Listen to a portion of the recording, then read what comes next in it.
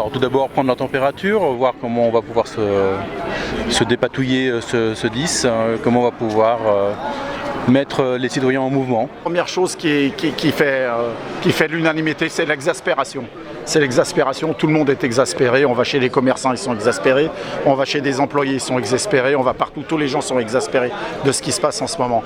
Alors si d'être exaspéré, ça devient un délit, je sais pas où on va là. Eh ben, c'est que là, moi j'en ai marre. En tant qu'étudiante, je me sens dans des situations qui sont on ne peut plus précaires et je me sens absolument pas représentée par les gouvernants qu'on a au pouvoir en ce moment. Donc là, il y en a marre et il faut qu'ils comprennent. Donc on espère se faire entendre le 10, quoi. Les gens sont dans la merde, on n'arrive plus à se nourrir, on n'arrive plus à payer nos factures, les logements c'est chaud, donc voilà, luttons contre ça.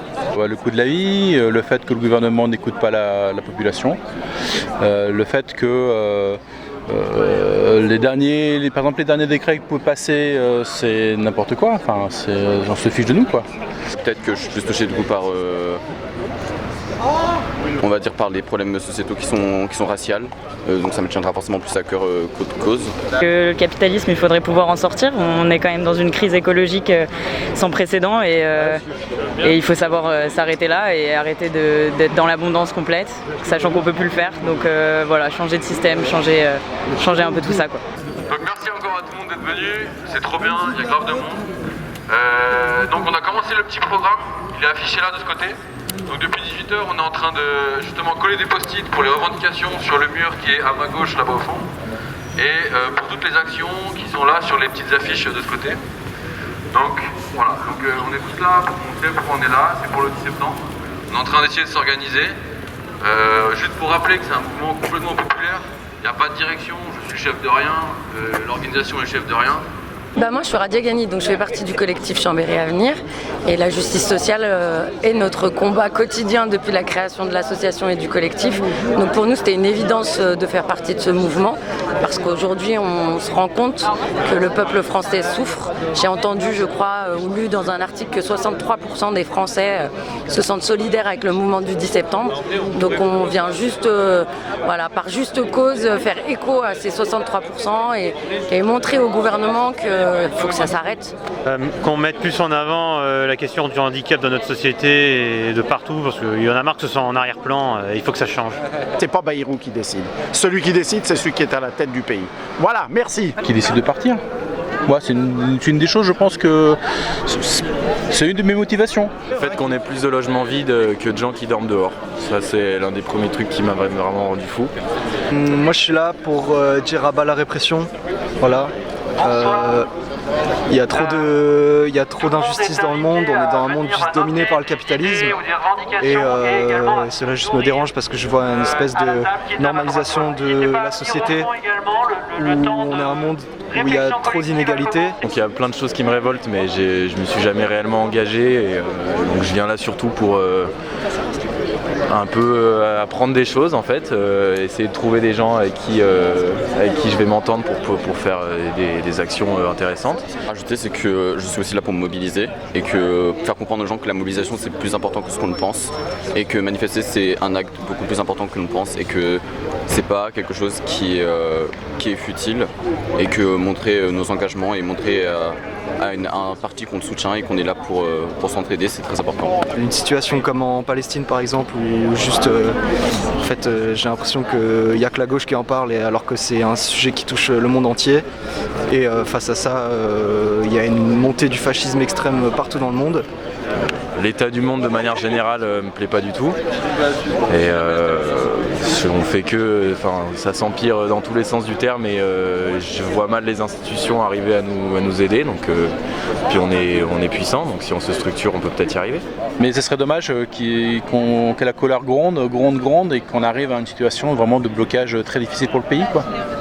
Voilà, donc autant résoudre le problème par le bon sens politique. Si les gens se sont rassemblés aujourd'hui et ont prévu une action massive sur tous les territoires français, c'est d'abord pour la maltraitance sociale absolue auquel Macron et Bayrou ont soumis l'ensemble du peuple français depuis des années pour Macron, bien évidemment, puisque c'est un petit peu le grand architecte de cette politique de maltraitance et d'injustice sociale.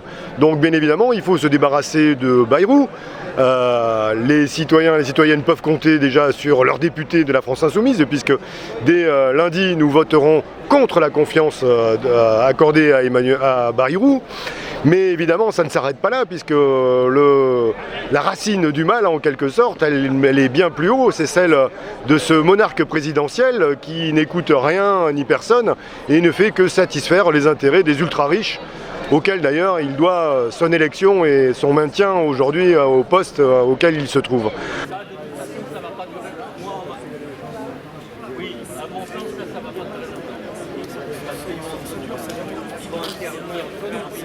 J'ai même vu que les gendarmes remettent les barrières.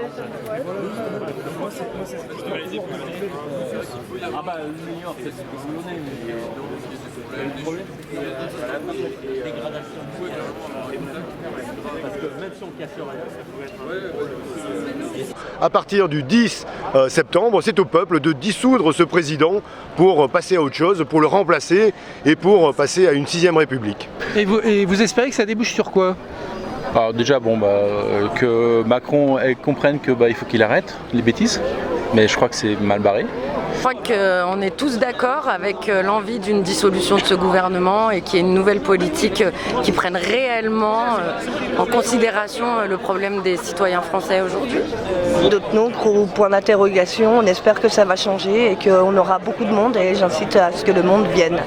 Les événements se précipitent parce qu'on a le 8, on a le 10, mais il y a aussi un événement qui surgit avec une possible gouvernement de gauche, PS et peut-être d'autres forces écologiques. Qu'est-ce que vous en pensez ? Du coup, les choses vont changer vraiment ?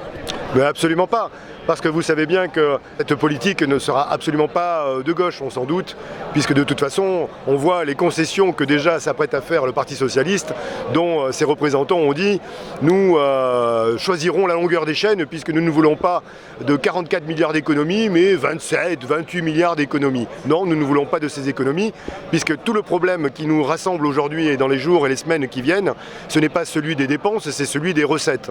Et il faudra aller chercher l'argent là où il se trouve. Et je n'ai absolument aucune confiance dans le Parti Socialiste pour aller taxer davantage les riches, comme tous les travaux à l'Assemblée nationale l'ont montré, c'est pas sur eux que nous pourrons compter. Et d'ailleurs, ils ont prévu de trahir le programme qui leur a permis d'être pourtant dans notre hémicycle.